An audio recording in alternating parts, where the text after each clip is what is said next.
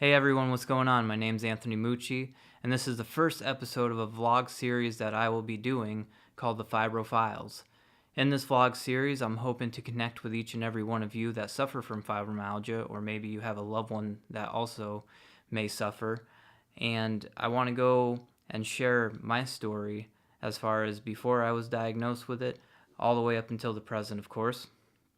And what we're going to be discussing is a wide range of topics, from the psychology aspect of it, the physical aspect of it, the spiritual aspect of it, the cognitive aspect of it.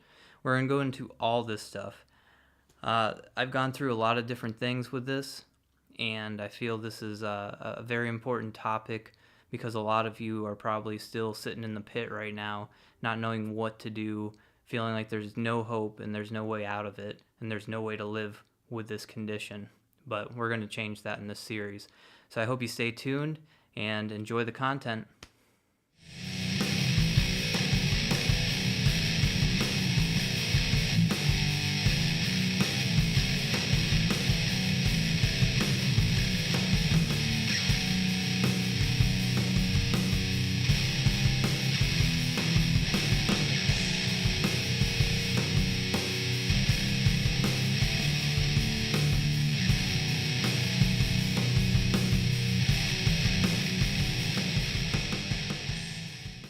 And all right, so what we're going to do today in this first episode is I'm going to tell you a little bit about my backstory.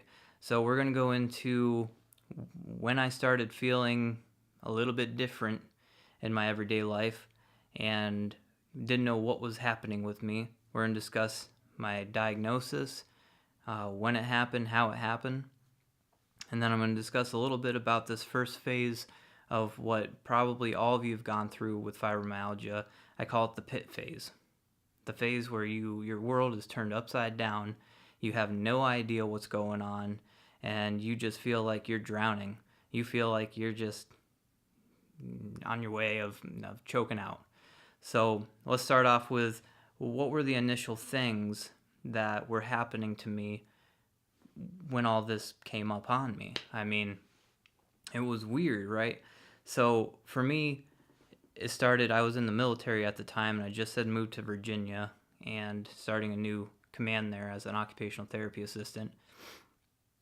And I noticed that, for one, I started getting a lot of shoulder pain. Like, I've had it in the past, but then it just became a chronic issue. And, before I was able to ice it, rest it, and it would be good to go. Well, this was not happening anymore like that. So that seemed to be phase one here, that may have helped set this off in some way, or I don't know. That's something I still ponder about. So anyways, what started happening with me is I started noticing these pains.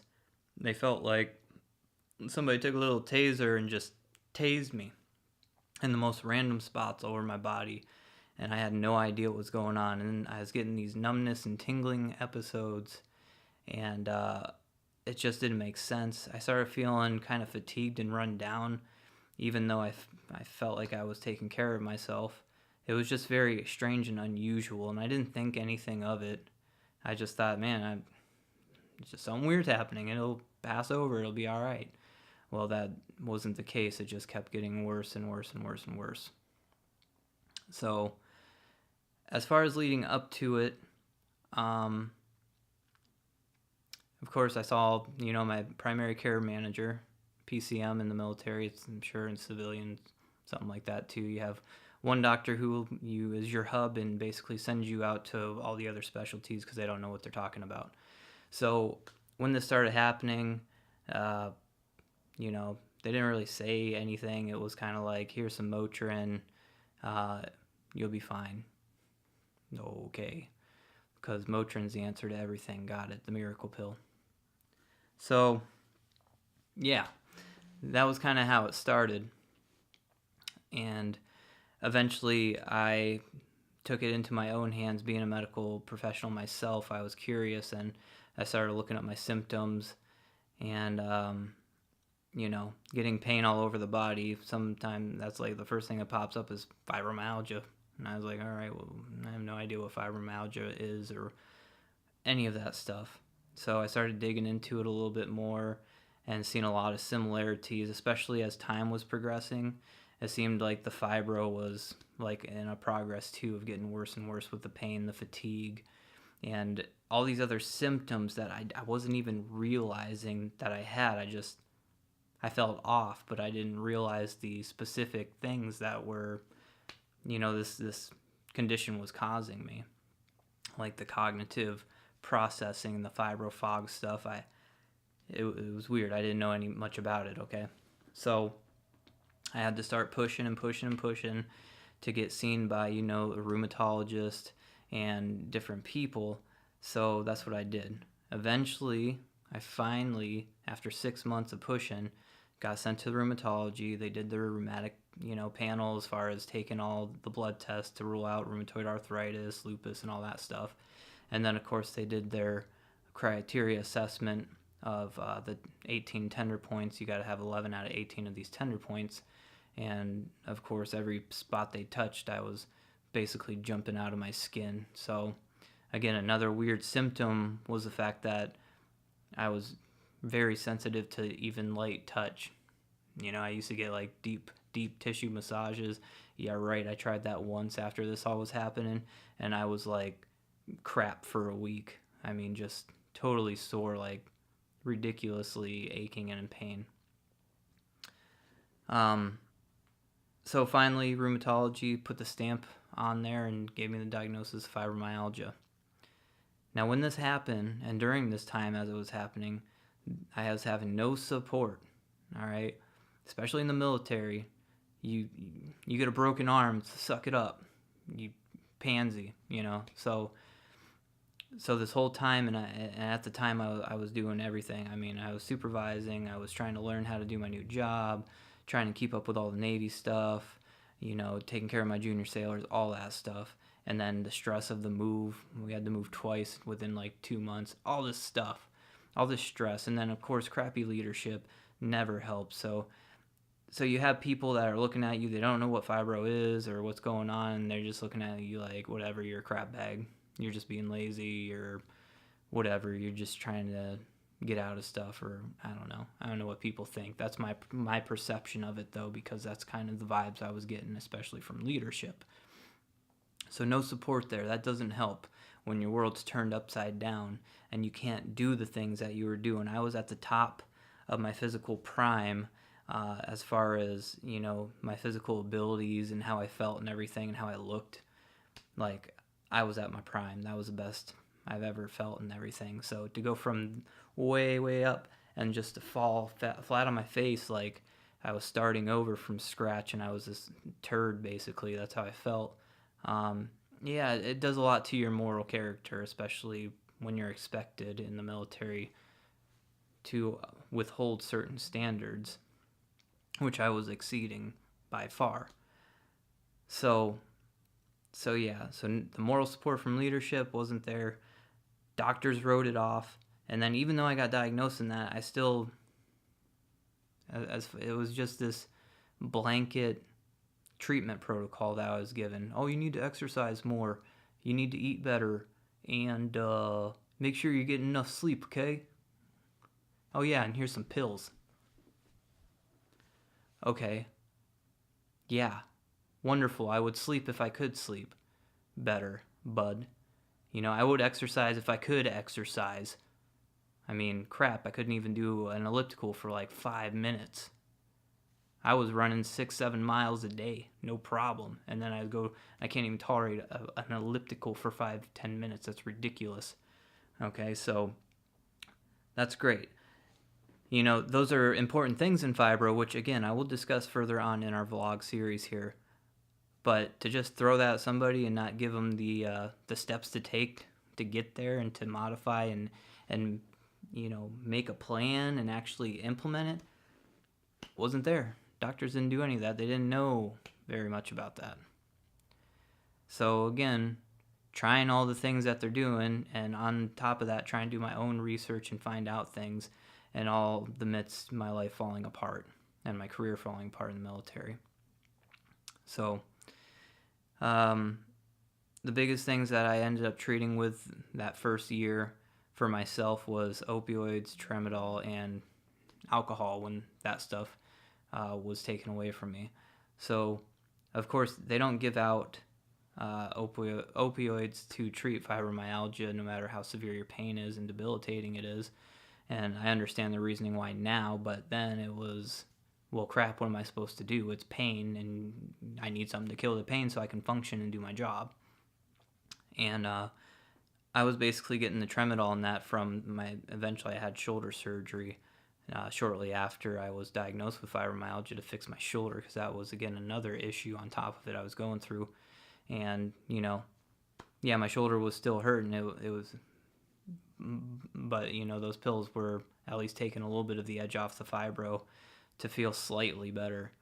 And when those things were taken away, it was alcohol, because there was nothing else that they were doing for me that was helping my pain. And I was such agony and a pit of despair that having a 1 or 2 hour, alcoholic relief was about all the relief I was getting, especially from a full days of work. All right. So this whole time led to, of course, affecting every person around me, not just my coworkers, but my family, my wife, and my friends. I became emotionally distant and isolated myself because I knew the pit of despair that I was in, and I felt like I didn't want to drag anybody into this pit with me. All right, this dark place that nobody needs to be in. So that's what happened there. Again, it affected everything around me. Affected my mind, my body, and even my spiritual relationship with God. I mean, sometimes in the times we're most agonized and tortured, for some reason we feel like we don't want to bother God with our problems or with what we're going through, and that's just straight lie and deception from the devil. But I did do that. I started withdrawing in my relationship with God because I didn't have no energy. I was so fatigued in that whatever energy was taken up by stinking work and the military with duty and all this other stuff. So I had nothing left for my wife or for God. Nope, it was all gone. I was drained. So it was a very low point. And I know you guys are hearing this, and I'm sure that a lot of you have experienced this when fibromyalgia struck you. So I hope my story for now kind of resonates with you, and I hope you stay tuned for more episodes, because I'm going to go into a lot of things, and I found a lot of things to help, a lot of different interventions and treatments, psychologically, cognitively, physically, and spiritually. Holistic treatment. Fibromyalgia cannot be treated by medication. It is not something you can throw a pill at, and it never will be. Some people, yeah, it does help a little bit, but, again, it's just treating a symptom and causing a list this big of side effects, with it. So you got to weigh that with medication all the time. Is it worth the side effects that I'm about to receive? And it wasn't for me. But that'll be something I go into on next episode. So, on the next episode, here's what we're going to talk about. Treating with medications and alcohol. And different treatments such as physical therapy. Did it help? Did it not help me? I did aquatic therapy for a little bit, so we'll discuss that. And then, of course, nutrition, which, again, nobody helped me with nutrition, because even the nutritionists, for some reason, are retarded when it comes to what helps and what doesn't help with certain conditions, and don't know how to read a research paper on it. So we'll discuss the treatments and interventions that worked for me and that didn't work for me. And yeah, so that concludes this first episode. I hope you guys enjoyed it. Please, please, please like and share this video, and make sure to comment below in the comment section. I am always open for discussion.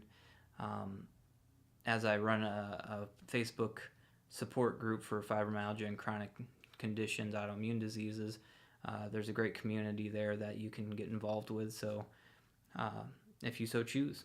So please like and share this video, and I'll see you soon.